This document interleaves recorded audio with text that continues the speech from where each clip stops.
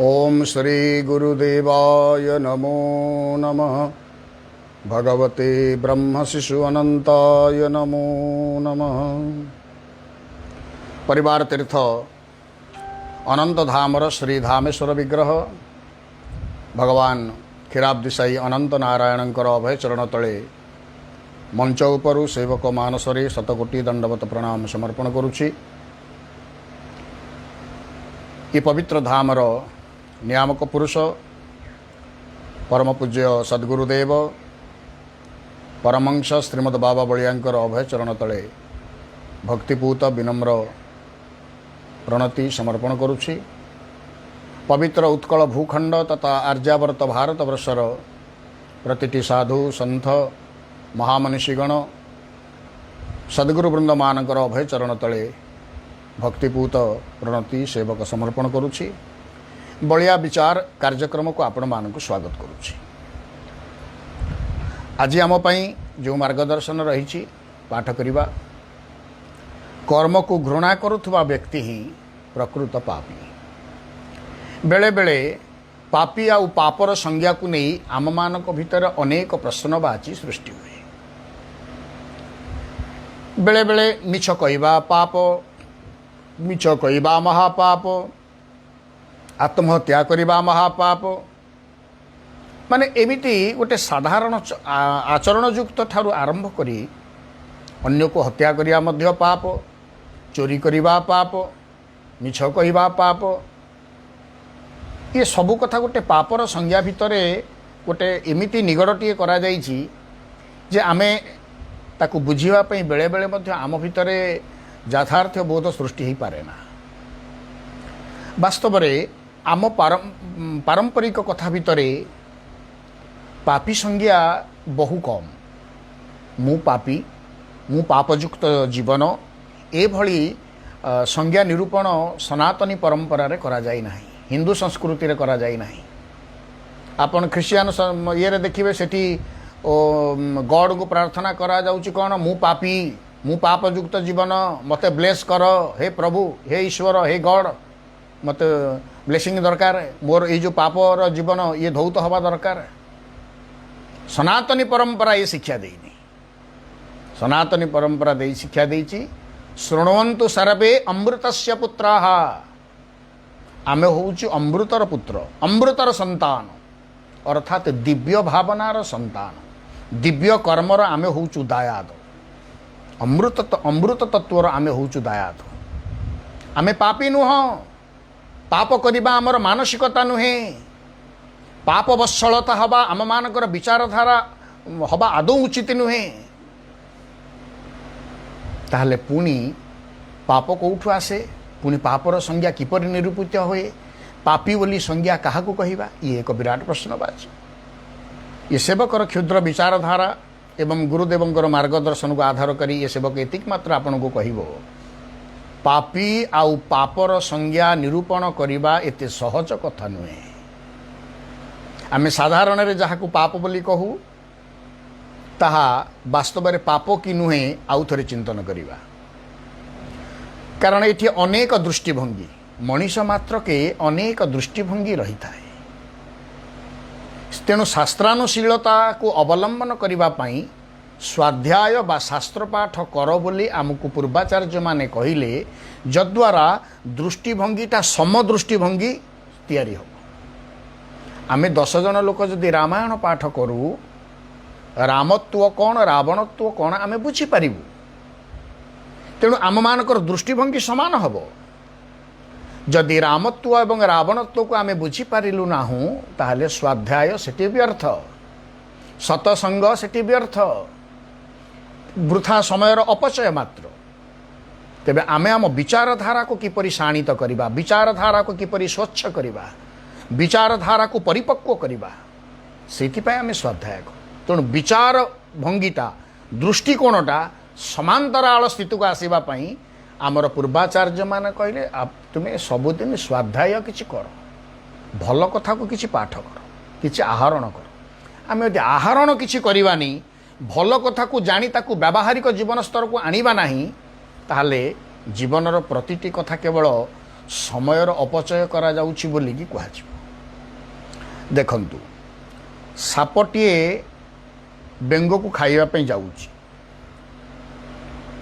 ଆପଣ ଆପଣଙ୍କ ପିଣ୍ଡାରେ ବସିଛନ୍ତି, ଚେୟାର ଖଣ୍ଡେ ପକେଇ ବା ସପଟିଏ ପକେଇ ଆପଣଙ୍କ ସାମ୍ନାରେ ଏ ଘଟଣାଟା ଘଟୁଛି ଯେ ବେଙ୍ଗଟି ଖପ୍ ଖପ୍ ହୋଇକି ଦୌଡ଼ୁଛି, ଡେଉଁଛି, ସାପ କ୍ଷିପ୍ର ବେଗରେ ତାକୁ ଧାବମାନ ହେଉଛି ଖାଇବା ପାଇଁ। କିଛି ସମୟ ପରେ ଆପଣ ଦେଖିଲେ ସାପଟି ବେଙ୍ଗକୁ ଖପ୍ କରି ଧରିଲା। ତାହେଲେ ସେହି ପରିପ୍ରେକ୍ଷୀରେ ଆପଣଙ୍କର କର୍ତ୍ତବ୍ୟ କ'ଣ ହେବା ଉଚିତ? ସାପକୁ ବାଡ଼େଇବେ ନା ବାଡ଼େଇବେ ନାହିଁ? ପ୍ରଥମ ପ୍ରଶ୍ନ। ଦ୍ୱିତୀୟ, ଆପଣ ମୃତ୍ୟୁ ମୁଖରେ ଆସୀନ ହୋଇଥିବା ବେଙ୍ଗକୁ ସାପ ମୁହଁରୁ ଉଦ୍ଧାର କରିବେ ନା କରିବେ ନାହିଁ? ଦୁଇଟା କଥା ଏଠି। ଆପଣ କେଉଁ ଆଚରଣଟା କରିବେ? ସାପକୁ ବାଡ଼େଇଲେ ସେ ହୁଏତ ଛାନିଆରେ ତାକୁ ବେଙ୍ଗକୁ ଛାଡ଼ି ଦେଇପାରେ, ଯଦ୍ୱାରା ଗୋଟେ ବେଙ୍ଗର ଜୀବନ ସେଠି ରକ୍ଷା ହେଲା। ଅର୍ଥାତ୍ ଗୋଟିଏ ଜୀବକୁ ଆପଣ ମୃତ୍ୟୁ ମୁଖରୁ ଉଦ୍ଧାର କଲେ, ରକ୍ଷା କଲେ। ଆକୁ ନିଶ୍ଚିତ ଭାବରେ ଆପଣ ପୁଣ୍ୟ ବୋଲି ମନେ କରିବେ, ଭଲ କାମ ବୋଲି ମନେ କରିବେ। ଏଇ ଯେଉଁ ଆପଣଙ୍କର ଏଇ ଯେଉଁ ବିଚାର ଭଙ୍ଗୀଟା ବା ଦୃଷ୍ଟିକୋଣଟା, ଇଏ ସେବକ ଯଦି ସେଇ କଥାଟାକୁ ଆଉ ଗୋଟେ ଭିନ୍ନ ପ୍ରକାରରେ ଆଲୋଚନା କରେ, ଆପଣ ସାପକୁ ବାଡ଼େଇ ଗୋଟେ ମୃତ୍ୟୁ ମୁଖରେ ଆସିନଥିବା ଜୀବକୁ ଆପଣ ଉଦ୍ଧାର କରି ପୁଣ୍ୟବାନ ବ୍ୟକ୍ତିତ୍ୱ ହେଲେ ବୋଲି ମନେ ମନେ ଭାବିଲେ। କିନ୍ତୁ ଏ ସେବକ ଯଦି ଆଉ ଗୋଟେ ପାଲଟା ପ୍ରଶ୍ନ କରେ, ଆପଣ ମୃତ୍ୟୁମୁଖରୁ ଗୋଟିଏ ଜୀବକୁ ଉଦ୍ଧାର କରି ପୁଣ୍ୟ ଅର୍ଜନ କରିବାର ଆଢ଼ୁଆଳରେ ଆଉ ଗୋଟେ ଜୀବକୁ ଯେ କ୍ଷୁଧାରେ ରଖି ମାରିବା ପାଇଁ ଯୋଜନା କଲେ। ସାପଟା ବେଙ୍ଗକୁ ଖାଇଥିଲେ, ତାର ଆହାର ହେଉଛି, ଖାଦ୍ୟର ହେଉଛି ସମ୍ବନ୍ଧ ବେଙ୍ଗ ସହିତ, ବୈରତା କିଛି ନାହିଁ। ସାପ ବେଙ୍ଗ ଭିତରେ କିଛି ହିଂସା ବିଦ୍ୱେଷର ଭାବନା ଅଛି କି? କଳିତ କରାଳ ହୁଏ କି? କିଏ କା ଜାଗା ହାତେ ଚାଖାଣେ ମାଡ଼ି ବସିକି ଘରଦ୍ୱାର କରିଦିଏ କି? ହିଂସା, ପ୍ରତିହିଂସା, ବିଦ୍ୱେଷର ସ୍ଥାନ ନାହିଁ। ସାପ ବେଙ୍ଗର ସମ୍ବନ୍ଧଟା କ'ଣ? କେବଳ ଖାଦ୍ୟ ଓ ଖାଦକ। ଜଣେ ଖାଦ୍ୟ ଆଉ ଜଣେ ଖାଦକ। ତେଣୁ ସାପର ବେଙ୍ଗ ହେଉଛି ଖାଦ୍ୟ, ସିଏ ତାକୁ ଖାଇବ। ତାହେଲେ ଖାଦ୍ୟ ଖାଦକର ସମ୍ବନ୍ଧ ଥିବା ସେହି ଅବସ୍ଥାରେ ଆପଣ ସାପକୁ ଯେତେବେଳେ ବାଡ଼େଇ ତାକୁ ସେଠୁ ବିଦା କଲେ, ବାସ୍ତବ ପୁଣ୍ୟ ଅର୍ଜନ କରିଛନ୍ତି ତ ଆପଣ? ନା ଆଉ ଗୋଟେ ପାପର ଭାଗିଦାରୀ ହେଲେ? ଗୋଟିଏ ଜୀବକୁ ଭୋକିଲା ରଖିଲେ, ତାର ଖାଦ୍ୟ ମୁହଁରୁ ସେ ଖାଦ୍ୟକୁ ଧରିଛି, ଖାଉଥିବା ଅବସ୍ଥାରେ ଆପଣ ପ୍ରହାର ଦେଇ ତାକୁ ବିଦା କଲେ। ଏହା ପାପର ସଂଜ୍ଞା ନା ପୁଣ୍ୟ ସଂଜ୍ଞା? ଗୋଲକ ଧନ୍ଦାରେ ପଡ଼ିଯିବେ। ପ୍ରକୃତ ଠିକ୍ କେଉଁଟା? ପାପ ପୁଣ୍ୟର ସଂଜ୍ଞାକୁ ନିର୍ଦ୍ଧାରିତ କରିହେବ ନାହିଁ। ଯାହା ଆପଣଙ୍କ ଦୃଷ୍ଟିଭଙ୍ଗୀରେ ପାପ, ଏ ସେବକ ଦୃଷ୍ଟିଭଙ୍ଗୀରେ ତାହା ପାପ ହୋଇନପାରେ। କିମ୍ବା କେଉଁଟା ଏ ସେବକ ଯେଉଁଟା ଦୃଷ୍ଟିକୋଣରେ ପାପ ବୋଲି ଚିନ୍ତା କରୁଛି, ହୁଏତ ଆପଣଙ୍କ ଦୃଷ୍ଟିକୋଣରେ ସେଟା ପାପ ବୋଲି ଗ୍ରାହ୍ୟ ହୋଇନପାରେ। ତାହେଲେ ମନରେ ଏଇଠି ଆପେ ଆପେ ଜିଜ୍ଞାସା ସୃଷ୍ଟି ହେବ, ତାହେଲେ ପାପ ଆଉ ପୁଣ୍ୟ କ'ଣ ଏ ଜଗତରେ? ଗୁରୁଦେବ ସରଳ ମୀମାଂସାଟିଏ କଲେ। ପାପ ପୁଣ୍ୟ କହିଲେ ଭଲ ଆଉ ଭୁଲ। ପାପ ତାହା ଯାହା ଭୁଲ ତାରି ନାଁ ହେଉଛି ପାପ, ଯାହା ଭଲ ତା ନାଁ ହେଉଛି ପୁଣ୍ୟ। ଆମେ ପାପ ପୁଣ୍ୟର ନିଗଡ଼ ଭିତରକୁ ଗଲେ, ସେ ପରିଧି ଭିତରକୁ ଗଲେ ଆମେ ମାନେ କିଂ କର୍ତ୍ତବ୍ୟ ବିମୂଢ଼ ହୋଇଯିବା। ହଁ ନାଁର ସଂଜ୍ଞା ଭିତରେ ଆମକୁ ବହୁପଥ ଅତିକ୍ରମ କରି ସିଦ୍ଧାନ୍ତରେ ପହଞ୍ଚି ପାରିବା, ନ ପହଞ୍ଚି ବି ପାରିବା, ଏ ପ୍ରକାର କଥା ବି ଅଛି। କିନ୍ତୁ ଆମେ ଗୋଟେ ସରଳ ଭାବଧାରା, ଭଲ ଆଉ ଭୁଲ, ଏ ଦୁଇଟା ସଂଜ୍ଞା ତ ଆମେ ଚିନ୍ତନ କରିପାରିବା ନା। ଯାହା ଭୁଲ କର୍ମ ତା ନାଁ ହେଉଛି ପାପ। ଏଇଠୁ ଆମେ ଆରମ୍ଭ କରିବା। ଜୀବନର ଯେତେ ଭୁଲ, ମିଛ କହିଲି ଭୁଲ, ତାରି ନାଁ ହେଉଛି ପାପ। ତାହେଲେ ଖାଦ୍ୟ ଖାଦକ ସମ୍ବନ୍ଧରେ ଟିକେ ପୂର୍ବରୁ ଆମେ ଯେଉଁ ପ୍ରସଙ୍ଗକୁ କରୁଥିଲେ, ସେଠି ନୀରବ ରହିବା ହେଉଛି ସବୁଠାରୁ ସୁସ୍ଥ ବାତାବରଣଟିଏ ତିଆରି ହେବ। କାରଣ ସେଠି ଖାଦ୍ୟ ଖାଦକର ସମ୍ବନ୍ଧ, ଏଠି ଦୁଇ ଭାଇ କଳି ଲାଗିନାହାନ୍ତି ଯେ ଆପଣ କଳି ମେଣ୍ଟାଇବାକୁ ଯାଇଛନ୍ତି। ତେଣୁ ଖାଦ୍ୟ ଖାଦ, ବାଘଟିଏ ହରିଣକୁ ଶିକାର କରିବାକୁ ଯାଉଛି, ଆପଣ ସେହି ସମୟରେ ବାଘକୁ ଗୁଳି କରି ମାରିଲେ, ପୁଣ୍ୟ କଲେ ନା ପାପ କଲେ? ଜୀବଟାକୁ ମାରିବାର ଅର୍ଥ ଆମେ ପାପ କଲୁ, ଭୁଲ, ତାହା ଭୁଲ। କାରଣ ବାଘର ଖାଦ୍ୟ ହେଉଛି ହରିଣ, ଏ କଥାକୁ ଆମକୁ ସ୍ୱୀକାର କରିବାକୁ।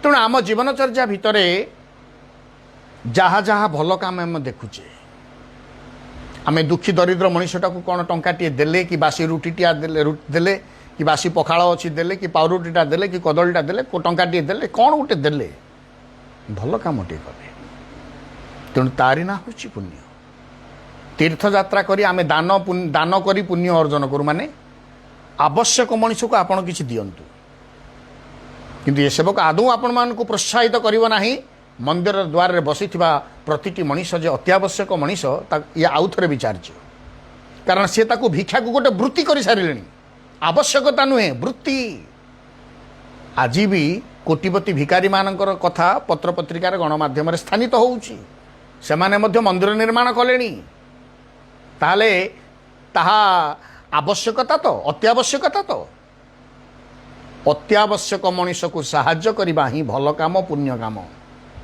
किंतु वृत्ति रे जने भिक्षावृत्ति करूचे आपण ताकू प्रदान कले ताहा केतेबेले पुण्य पदवाच्य हो पारिब नाही कारण सेठी अभिप्सासी हुए तो तार व्यतिक्रम अन्य कौन काम करें किंतु जो मनुष्य अत्यावश्यक अच्छी से भिक्षा करुच्ची दियो दबाक पड़ो तेरे संज्ञा आमको निरूपण करने कष्ट हम अत्यावश्यक मनुष्यटा किए अनावश्यक मनुष्यटा किए ये सेवक अनुभव करुचे आम ताको स्थिर करवा बहु कष्ट हम कारण समस्ते से गोटे गोटे गोटे प्रकार ड्रेस कोड रे प्राय था निजको दरिद्र बोली परिप्रकाश कर भावना समस्त निकट में थाए तेणु भूल ठीक को सेठी सिद्धांत करवा बा आवश्यक मनीष अत्यावश्यक मनीष अनावश्यक मनीष ये सिद्धांत पहुँचवा कष्टकर हो पारे किंतु गुरुदेव कहले तथापि आमे टिके विचार करी दान करवा तेणु संसार रे जहा भल कर्म जहा जहा भल कर्म जड़े गरीब पिलाटे आडमिशन ता निकट अर्थ ना आपड़ किसी साहाय्य कले भल कमटी पुण्य कम सही तीर्थ जीवा दरकार ना सही पुण्य अर्जन है अत्यावश्यक मनीष आम जदि आम रोजगार स्वरोजगार का तंटी चिपिकी आनी पैसा केतबेले पुण्य अर्जन कर हुए ना निज परिश्रम लब्ध निज पारिश्रमिक मुझे दान कली ता ना हूँ दान आउ तंटी चिपिकी 100 टंका आनली ता दूर 10 टंका दान करी 90 टंका मु भोग कली या केतबेले दानर पर्याय हो पारे ना कि जीवन पुण्यवान हो पारे ना केबे भी हो पारिबो नाही तेणु परिश्रम लब्ध जहाँ उपार्जन करिच तुम पारिश्रमिक रु दान कर ताहा होची पुण्य तेणु गुरुदेव ये कहते ताले जो जीवनटा कर्म को घृणा कला कर्म प्रति आलस्य बोध कला हे किए एत परिश्रम करुच लोक तो मागिदेले जाए मत जदि माने वर्तमान समय रे एबेका समय आपड़ टंकाटे दौरान भिकारी आपन को एमती बुलिक अनौच आप चिंता न कले मानसिकता कौ स्तर परिवर्तन है ताने कर्म प्रति आलस्य थिबा मनीष कर्म प्रति विमुख थिबा मनीष ये केतेबेले भल मनीषटा नुहे से लोकटा हूँ पापी कारण ठाकुरे भगवत गीतारे बारंबार कहले नहीं कश्चित क्षणमपि जातु तिष्ठत्य कर्मकृत कार्यते यवसः कर्म सर्व प्रकृति जयी गुण गोटे क्षणमपि नहीं कश्चित क्षणमपि जातु तिष्ठत्य कर्मकृत अकर्मकृत बिना कर्म रे गोटे मुहूर्त ये संसार रे कहार बंचिबार अधिकार नहीं समस्ते कर्म करने बाध्य ईश्वर भी संसार को आसिले सी मध्य कर्म करती कारण से दायित्वबोध को नहीं करी आसंती संसार को तेणु कर्म प्रति विमुख मना थिबा जीवनटा हूँ वास्तव पापी वास्तव भूल सही जीवनटा गुरुदेव तो एमती भी कहले गोटे माने वास्तव अलक्षण अलसुआ जीवनटा ही हूँ सबुठार अलक्षण जीवनटा से मुहटा को चाहिए आपंकर किसी श्री संपन्न बा श्री कौन से वृद्धि हम ना अलक्षण जीवन हूँ से तेणु कर्म प्रति जो जीवन जिते विमुख से जीवन सेते पापी आमे कर्म करिबा कर्म करी जो अर्थ उपलब्धि हम बा उपार्जन करिबा आमे सेया को नहीं आम जीवन जीविका को निर्वाह करने सहित आमे जदि किसी दान पुण्य करि पारु तारि ना होउची पुण्य न हो पारुची पाप अर्थात भूल जीवनर प्रतिटी भूल होउची पाप आ प्रतिटी भल काम होउची पुण्य तेणु मनीष जीवन को आसीची मनीष स्वरूपटा ईश्वर आमको देले कौन केवल चुपचाप मादल हो बसवाई पंगु हो बसवाई ताले एड़े एड़े हाथ दीटा कहीं देले पाद दीटा कहीं देले आखि दीटा कहीं देले कान दीटा कहीं देले मुह कहीं देले ये अंग प्रत्यंग एड़ा बड़ शरीर कहीं देले जदि जड़ पथरटी आमको करि थांते तार भल होता कारण तार किसी निर्दिष्ट कर्म ना ताकू आमे जो कर्म लगौ से लगे ईश्वर आमको हाथ गोड़ देइछन्ति माने आमको कर्मक्षम करिकी अर्थात आम भितर ऑपरेशन सिस्टम अच्छी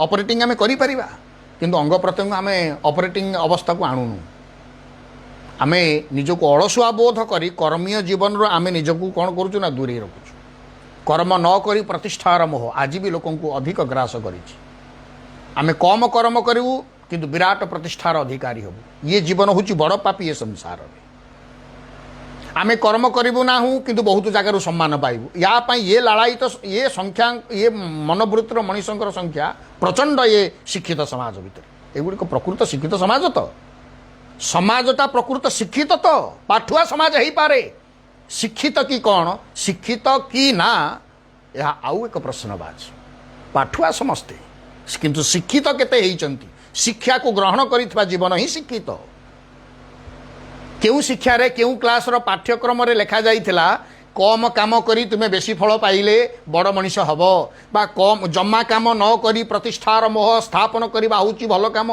पढ़ाइतला केउंठी किंतु से मानसिकता अछि प्रचंड आमे काम किछि करू कि न करू किंतु प्रतिष्ठा आमे हो समस्त आमको भल कहतु समस्त आमको विराट कहतु समस्त आम बेकर फुलमाल पकातु समस्त आमको मुंडिया मारतु ये किछि कर्म कर कर्म जदि किछि नाही प्रतिष्ठा मध्य जीवन लाभ करि परिबो नाही आ कर्म विहीन प्रतिष्ठा ही सुकरी विष्ठा कर्म कले जीवन प्रतिष्ठा हुए ता स्वतस्फूर्तटा गॉड्स ब्लेसिंग कर्म न करी जो प्रतिष्ठा तारी ना होची सुकरी विष्ठा प्रतिष्ठा सुकरी विष्ठा से जार अधिकारी आमे नुह जहाँ जो आसनर अधिकारी आमे नुह जिते बळे आमको सही सम्मान मिले बा सही आसन आमको बसा जाए ताहा ही होची जीवन पई पाप तेणु कर्म प्रति जीवन विमुख न हो आम जीवन कर्म सहित युक्त होइकी रहू कारण ये धरित्री माँ होची कर्मांचल ये होची कर्मर भूमि इटी ईश्वर आसिले भी कर्म संपादन करते आमे तो छार मनीषटी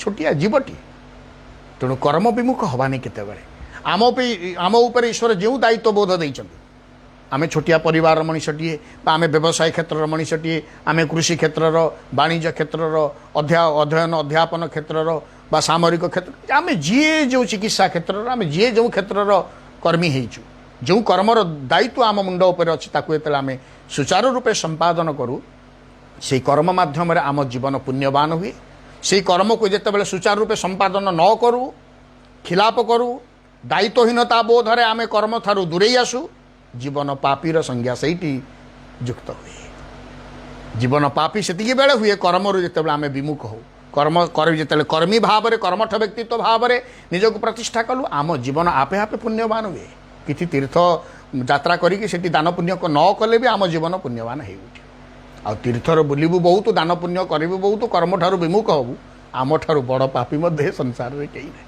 तेणु आम जीवनर प्रतिटी भल काम आम जीवन पाई पुण्य एवं जेते भूल कर्म आम जीवन पाई होचे ताहा पाप ये सिद्धांत को नहीं जीवन उत्तम कर्मीटीए दायित्व संपन्न कर्मीटीए हवाई अंततः संकल्पबद्ध हवा कथा को ये संग कर जय गुरुदेव।